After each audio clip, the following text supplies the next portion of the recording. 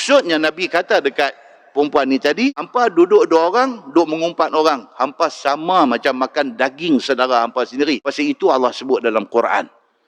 Pasal itu tadi bila dia ni mai report, Nabi tak mau layan. 2 kali dia kata, baru Nabi kata panggil mai. Bila panggil mai, Nabi bagi bekah kat dia, suruh muntah. Bila muntah, benda tu yang keluar. Benda yang keluar tu apa dia? Darah, nanah dan daging. Pasal dalam Quran sebut, orang-orang yang mengumpat, yaqtab ba'dukum ba'da ayuhibbu ahadukum an ya'kula lahma akhihi maitan. Sukakah hampa makan daging saudara hampa sendiri?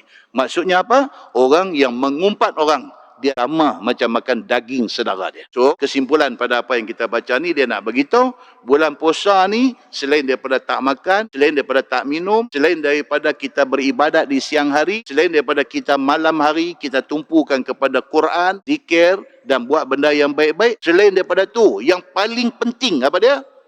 Jaga. Jangan sampai lidah kita bercakap benda-benda yang boleh merosakkan ibadat puasa kita, insya-Allah. Tuan-tuan, muslimin dan muslimat yang dirahmati Allah sekalian,